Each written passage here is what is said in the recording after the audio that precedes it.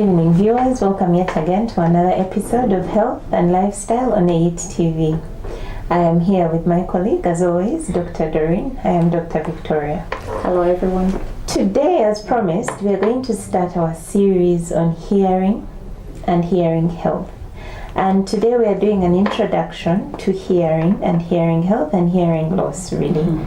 So I'm going to be asking my colleague a couple of questions. Today we're going to do it a bit different. And Dr. Doreen is going to answer our questions.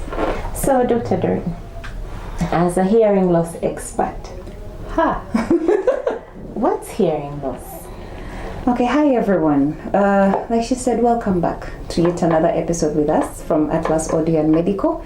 And today we are going to talk about the first part of hearing. And I want to preempt the talk and say this really is in preparation of World Hearing Day, which some of us may know, some of us may not know about. But there is a World Hearing Day that is celebrated every 3rd of March. And the theme for this year is to hear for life, listen with care. I was kind of confusing it with the one of last year. Yes, so to hear for life, listen with care. And that means if you want to have your hearing for a longer period of time, sometimes it's in your control. There are things you should do and take care of your ears, take care of your hearing.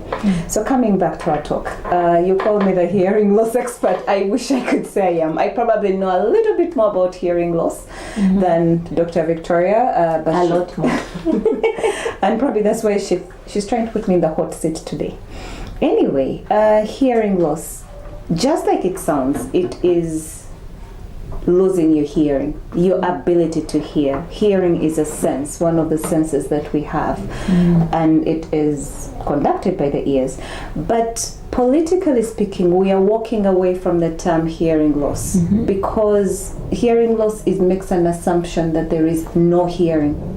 No, we are moving towards hearing impairment because some people's hearing has just reduced. It's not completely gone. So for purposes of ease and usually when we do teaching in the community, we'll just say hearing loss. But for those who want to be or someone can just not hear and they can't hear the sound. So that's a very important distinction because we might be having people in the audience who, when people talk, I can hear, but I can't make out what they're saying. And maybe you need to come and see a hearing loss expert.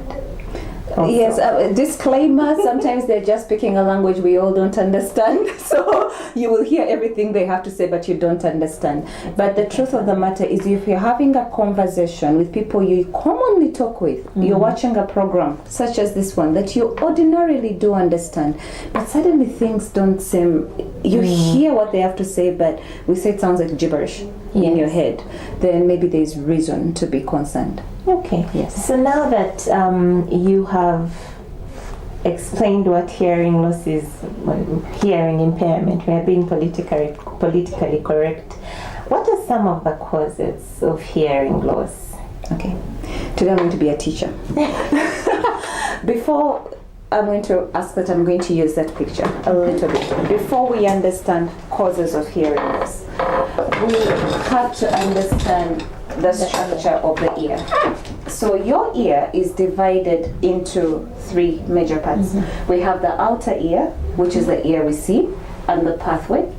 We have the middle ear, which is the eardrum, and those 3 little bones we study in school, the hammer, the anvil, and the stirrup, or medically speaking, malleus, incus, and stapes, those 3 little bones. And then we have the inner ear, where we have the snail-like house, which we call the cochlea, and then we have the little flowers, like I like to call them, which is really your balance system. So when we discuss hearing impairment, we have to understand the 3 different areas. So any issue either in the outer, in the middle, or in the inner can lead to a hearing impairment. So when you ask me for causes, we have many ways we can classify them. We could talk about the easiest causes in way of children versus adults versus those that could cut across. So that brings me to saying hearing loss can occur at any age. It can occur right from before a child is born, and it can happen all the way till the evening of your life, if I should call it. So that's key, because sometimes you tell a patient young, middle aged, and you tell them, you could have an issue with your hearing, and the first thing they tell you is, but I'm young. Yes, but I am young. I'm not old, so that's very important, I think, for us to know. So I will start maybe with hearing loss in children. The commonest thing we're going to find in children is what we call a congenital anomaly, an abnormal formation of the ear. So we have seen people who don't have a fully formed ear on the outside. If you have an issue on the outside, it could be extending all the way to the inside. We could also have an issue somewhere in the middle, but the outside of the ear looks perfectly okay. So any congenital anomaly, and I'll probably leave it at that point. Then the other common thing in children is what we call an in utero infection. That is, mother is pregnant, gets an infection is transferred to the child or affects formation of the child while they're still in the uterus, and they turn out that the baby is born, could look healthy, everything looks formed, but we have a hearing loss. And some of the common infection in school, we summarize them as torches. Some bosses torch. And it's I think toxoplasmosis, rubella virus, CMV virus. A lot of them are viral infections.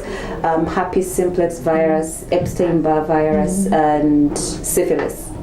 And in simple terms, maybe say German measles. Yes, German measles. If a mother gets a fever with a rash during pregnancy, we should suspect. If a mother gets any fever, I guess during pregnancy, it could. Yeah, and sometimes it's something as plain as malaria, and the mother gets really, really unwell, like you mentioned, the fever, and whatever happens causes what we call an insult medically, and the formation of the child. And the child could be born with not just hearing loss, but other senses that are not working very well.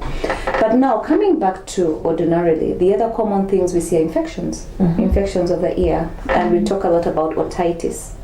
So it could be an infection in the outer ear, it could be an infection in the middle ear. Some people will see pus, some people won't see pus, and I think many times, I'm sure you have had experiences of patients who come in and say, you have fluid in the ear, and they're looking at you like, but I don't have pus. And it's common when you have had like a cold or a flu or cough, and because we know the ear connects to the back of the nose to balance those pressures. If that tube is not working well, that tube down there that we call the eustachian tube, then you will accumulate fluid in your middle ear, and that will mess up your hearing a little bit. But and I'm sure, please feel free to interrupt me. I'm sure I'm going to forget a few things. We have drugs. Yes. If anyone has received quinine, I have had it once in my life, and it causes this buzzing in your ears that is unbelievable. And for some of us, we are lucky that as soon as the drug is stopped, it goes away. Yes. But for some people, it won't go away. And not just quinine. There are common drugs. I just saw a patient maybe yesterday, a young man, 20-something, who had just been on treatment for brucellosis. Yes. And was receiving gentamicin. And it has affected. Sometimes you getting the hearing loss is genetically determined. Yes. As a result of that drug. So you can't just walk in and say, I will not get this because of my hearing. Because the majority of people actually will not get the hearing loss as a result of that drugs. It's just that it has been noticed that some people are genetically predisposed to having hearing loss after receiving drugs. So those are things maybe to take note of in your family line. If you've had, say, someone who has received a drug and then their hearing went out, then there's a chance you may be genetically predisposed to having the same effect if you get the same drug. Yes. Another common thing, very fancy thing for us right now is the noise-induced hearing loss. And when we say noise, most times we are thinking factory workers because they're exposed to all this loud noise. The road construction or house construction, the constant banging. Yes, welding as well. But there's a newer trend that we are seeing, and this is among the younger people. I don't know if we still fit among the young people. We are still young. So the headsets that we are wearing, we like our headphones, we like our noise cancelling, and you put that music and it's so loud, and at the end of the day you can't even hear anything outside. Yes, you enjoy the music, but you are doing some long-term damage to your ears. Noise is one of the biggest culprits, and now with the clubs open again, I mean, we are open, we're outside. We also had the silent discos. Then we also had the silent discos. So the exposure to noise, remember that area we talked about in the inner ear? That snail? Cochlea, yes, that snail. That is truly your organ of hearing. That is a very, very sensitive area. And unfortunately, some of these things can knock out very specific points of hearing. So you wonder why you hear everything, but you'll struggle to appreciate some parts of a conversation. Yeah, maybe just to explain a little, our hearing is in, should we call it bandwidths, or within frequencies, okay? So normal conversation is not really low, but it's somewhere in the middle towards the low, and then a truck on the road is very low, and then we have a baby's cry, we have a whistle.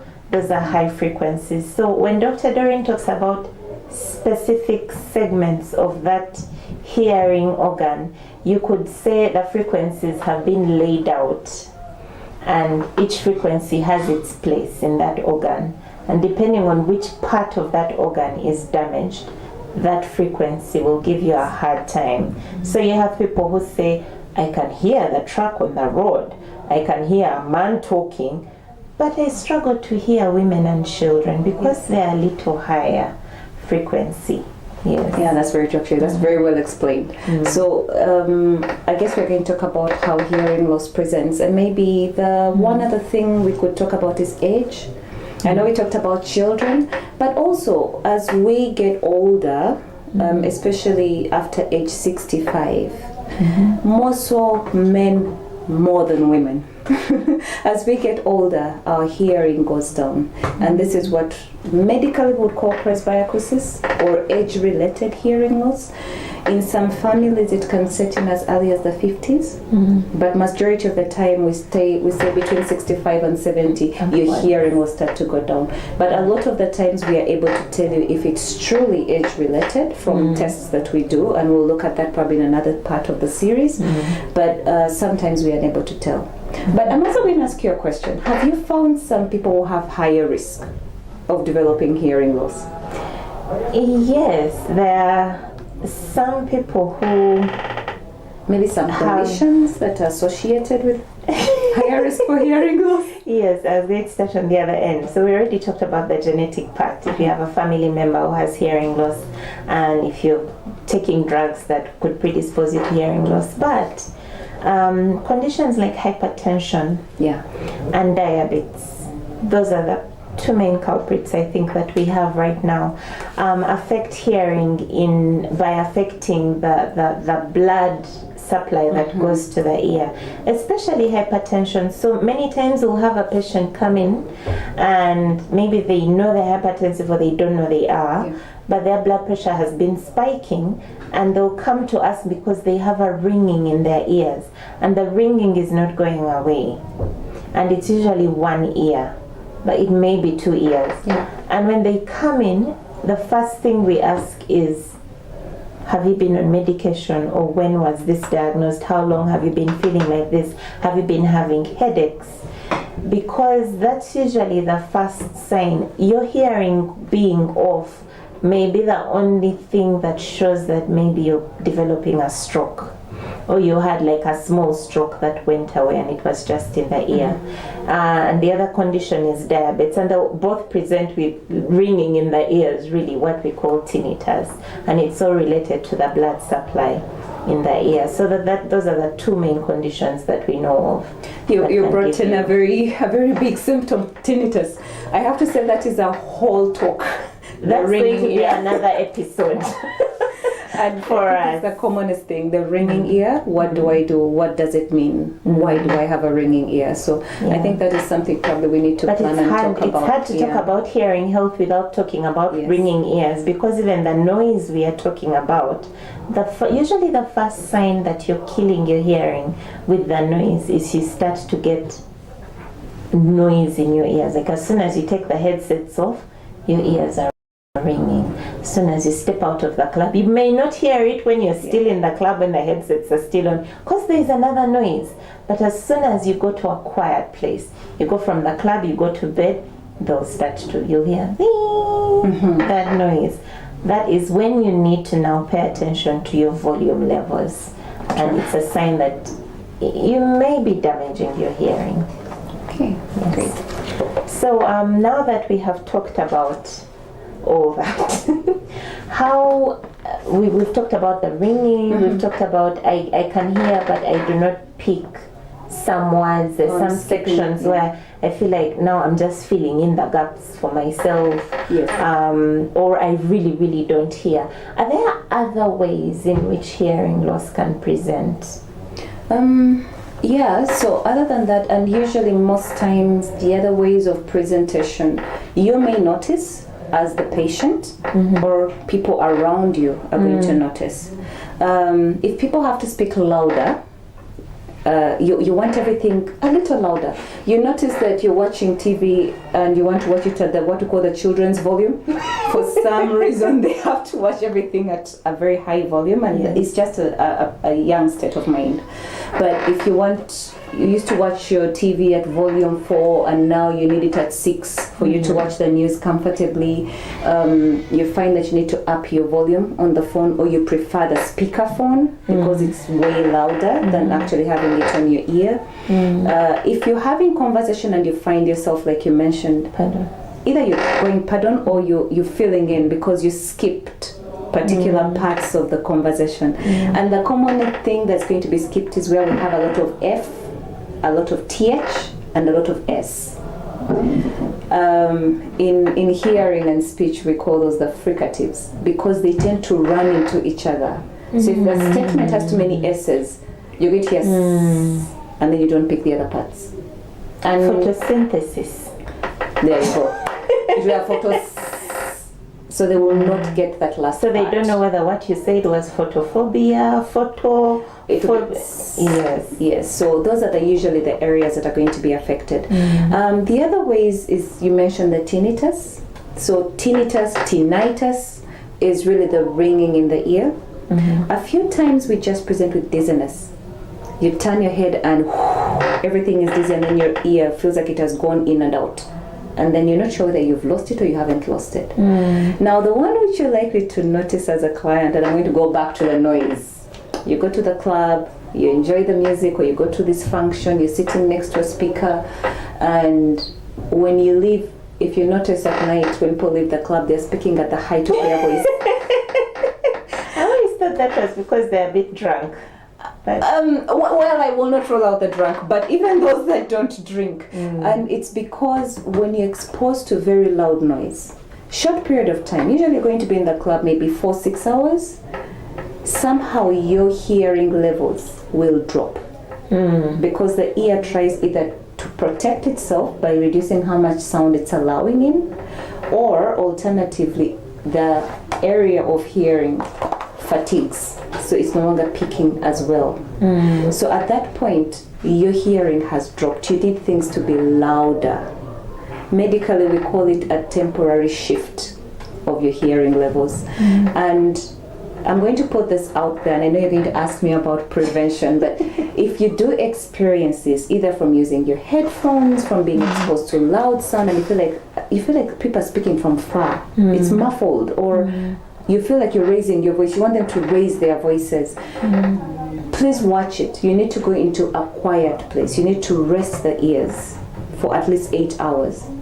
If there is no recovery to normal levels, you have lost the hearing. you best come in. you best go and see a doctor, because that could be the only window you have to try and reverse the problem. And I know I'm preempting your question at some point, but I'm going to put it out there because we are seeing a lot of it now in the younger adults, young boys, young girls. We're using a lot of headphones. We're listening to very loud sound. If you do that and your hearing feels a little off, rest the ears. If there is no recovery, 8 hours, please make sure you see an ENT. I hope that point has sunk in because it's very important and key. Thank you very much, Dr. Doreen. You talked about children, and in the presentation as a parent, what would I look out for in my child? If, say, they're an infant, they're a toddler, they're school going, what things do I need to look out for? Or if I suspect that my child has hearing, also might have a hearing impairment, what are those things that might point towards it?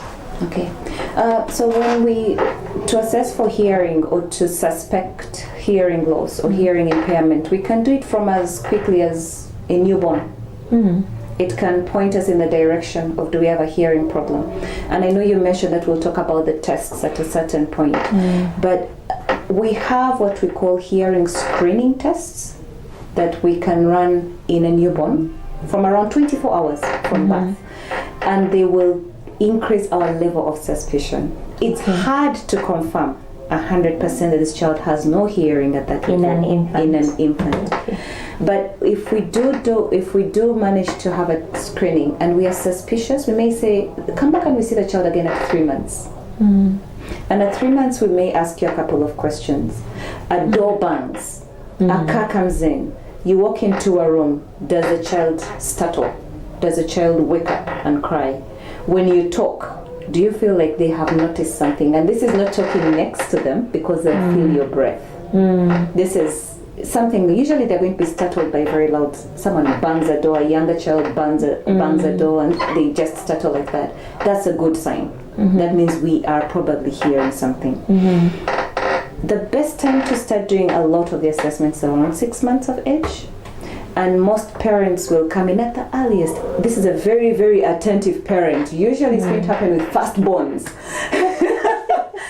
at 6 months to 8 months of age. And they'll be like, something is wrong. It's like things bang and nothing. Doesn't respond like other children. Yes. I walk into the room, child is seated playing, I talk and they don't turn. Most children recognize mommy's voice. So they'll hear you speak in another room and they'll start crying because they need your attention.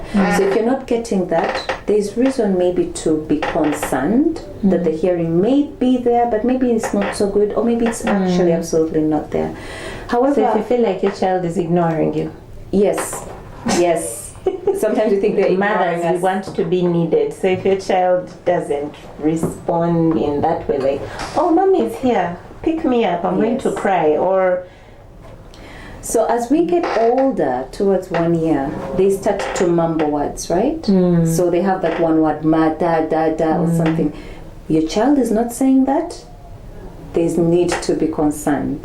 You can only say what you have heard. So if we have speech that is not developing, or it's not progressing, it developed and then it stopped developing. They started ma, then nothing else developed after that. Maybe there's a problem that we need to address. I am going to advise parents. Sometimes you're going to say, but he started talking at 6 months and then nothing. There is the normal gargling sound children will make, and it's innate. Every child usually will make that sound, ga, and they'll play and bang things.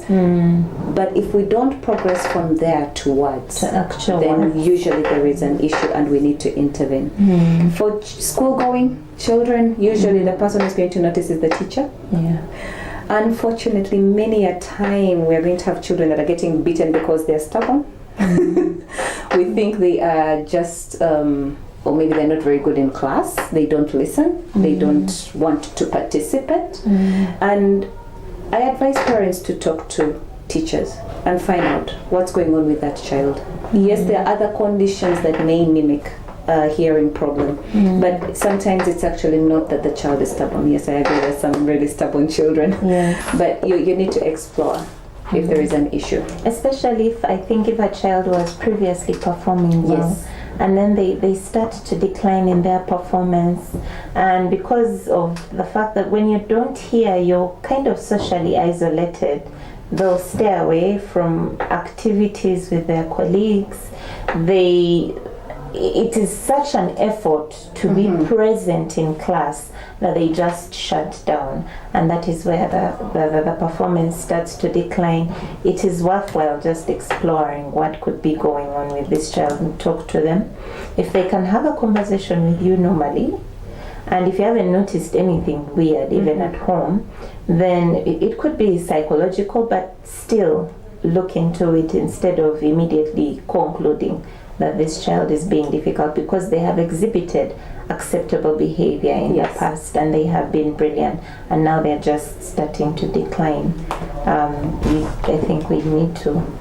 We forgot some very simple key things. I don't know. I guess as Dr. Sama, we always go for the worst case scenario.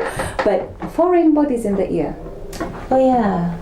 I don't know. When you talked about children, it came back to me. There's a certain age, and this is going to stretch all the way from age 1 up to age. We've seen them in age 12. Yeah. Where they stick things in their ears.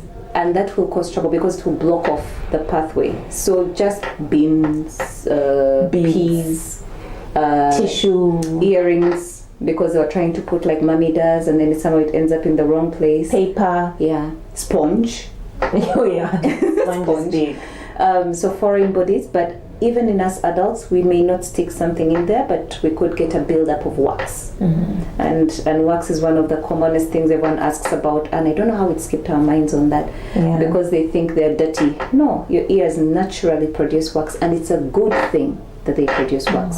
What we don't want is that wax to build up. And I think we'll talk about that in protecting our hearing a bit more. So how do you, I guess now that we've seen the things that we look out for, and we can suspect that this person doesn't hear, or maybe they don't hear in one ear. We didn't talk about them just turning to one side always. And it's like, this person, when I call them from this side, they don't hear. When I turn to this side, they can hear. That's another thing. How would you further assess such a patient, or maybe what services are available for hearing care? For hearing assessment and hearing care, and maybe we shall go into that another time, but are these services available to us? So in the event that you're suspicious, you, your child, your parent, your friend has a hearing problem, the first thing you want to do is get seen by a doctor. Many times we say get seen by a specialist ENT doctor. We are the ones who deal with ear and hearing health. But I'm not refuting that other physicians can see, at least start off on the process. The first thing they'll do is probably take a look inside your ears, make sure it's not something very simple like wax buildup, like a foreign body sitting in there. Check the formation of your ear, especially if it's a child. And then the next thing would be, what other tests can we do? In the event that everything looks okay, there is no infection, your eardrum is beautiful, I can't see an obvious cause, then now we need to establish one. Do you truly have a hearing impairment? Yes, because we can have what we call malingering, where you're pretending not to hear, but also we could have a central problem. The hearing is perfect, but you're not processing what you're hearing in the brain. So you're saying there's a problem in the brain, the connection between the ear and the brain is not it's not working well. So we have tests that we can run, and here at Atlas we are lucky to be able to provide such tests. So we can do, we can take a look inside your ears, we do a video otoscopy, you can see, we can see the hearing tests or radiological tests of various complexity. And we don't always have to run each of them. It's about the conversation we've had, it's about what we have seen. Some are screening, which is very quick to increase my level of suspicion, but some are more diagnostic. And some actually require a lot more advanced setting to run them. But yes, services are available at least in the country. I'm going to say I would argue every region in the country does have a place. It may be private, it may be public that you can go to. Some tests we are able to run even in the regional referral. Some tests are not in the regional referral, but also you have an option of a private setting, such as our establishment. I'm sure you can go to Kampala. They are both private and public places. I think I can also speak for Gulu. They have. I'm not sure about the other areas in the country. And we can tackle the tests at another time if you want. No, we are going to tackle the tests in another show. So when Dr. Doreen talks about availability of services, this is for both adults and children. Children tend to have a more specialized set of tests, and a typical appointment for one child will take up to 3 hours. But there's a lot of intentionality in trying to figure out what's going on with this child. Is there a problem, for starters? Where is the problem, and can something be done about it? So that those are the areas that the tests cover. So now that we know that hearing can be affected and the ways in which it can be affected, and we know that there are services available, we do not want to get to the point where we need these services, honestly. Even as the doctors, it's distressing when you have to deal with a patient who has hearing loss. But we do deal with it, and we try to be there with our patients. But how do we protect our hearing? How do we be jealous with our hearing and guard it so that we can hear into our old age if God has given us the ability to hear? Protecting your hearing in truth starts with you. There's some things you can protect against, and some things are definitely, like you said, God is God, they're beyond us. Protecting the unborn child involves a mother attending their antenatal care right from the word go, because development of the ear starts as early as the 4th week of pregnancy. So there's a lot that can go wrong between week 4 and probably, let me put it at week 20. That is between the first month. That's the critical stage for the ears. Yeah, I'm going to put it loosely speaking. But that's when we have a fully formed outer ear. Now it's just growing fully. But the ear forms from the inside outwards. And unfortunately, the key part of hearing is the inside. So we could cause a problem on the inside, and everything else seems to have developed just fine, and you're not sure why. Everything looks okay, but the child can't hear. So that's why I'm saying everything starts right from the word go. So antenatal is great, because your obstetrician may notice a few things. Pregnant woman feels unwell, please go in. Try to protect that unborn child. Moving on from that, we need to protect our ears in way of, you have an itch, you have pain, you have blockage. Don't just go poking stuff in there. I keep telling patients, if God intended for you to be able to clean your ear with your fingers would be small enough to fit inside your ears. True. Now that our fingers are not small enough to fit, God did not intend for us to do that. The ears clean themselves out. But then man decided to intend and create the cotton tips, the earbuds, or the Q-tips, or the cotton buds. I'm going to say they are the bane of every ENT. Protect your ears this way. Do not try to clean them. Don't put water in there. Do not put a cotton bud in there, because we have seen enough trauma caused, either children trying to imitate, or an adult who was trying to remove and the piece remained, or you traumatized that skin in the ear. It's very delicate. People put matchsticks. Keys because they're itchy. Pencil covers. Hey. So don't introduce anything that shouldn't be in there. And also sometimes you think you're helping yourself and you're like, but I cleaned them, I don't know why they're blocked, because you pushed the wax all the way to the inside. So just don't try to clean them. Like Dr. Victoria said, if you were meant to clean them, the way you wash your body, you'll be able to fit your hand in there and wash them. Should the inside of our ears be squeaky clean? No. When every time I tell patients that, they look at me like, when you come in and say, you have a bit of wax and that's good, and they're looking at you like, that's dirt, get it out. No, wax is a good thing. Wax is Vaseline for your ears. The way you lotion your body, you Vaseline your skin, the ear is covered with skin. So because we can't get in there and put our bright light and I don't know which other Vaseline we can put in there. Yes. The body will produce its own Vaseline. So that wax is good because it traps dust, it traps anything that could walk in. It fights infections. It fights infections. You don't want a dry skin. Dry skin in the ear is itchy skin. And that's why most people itch. Yes. When you scratch, you introduce germs and infections, and then it goes on and on from there. So very true. And I'm going to reiterate. You like your music, you work in a noisy environment, you'll find that most factories, and I'm going to speak for some that we see here within Bara major factories, we see their clients, you realize they give them shifts. If you're exposed to loud noise, and I don't know how to estimate this with ordinary things, but we usually talk about 80 dB.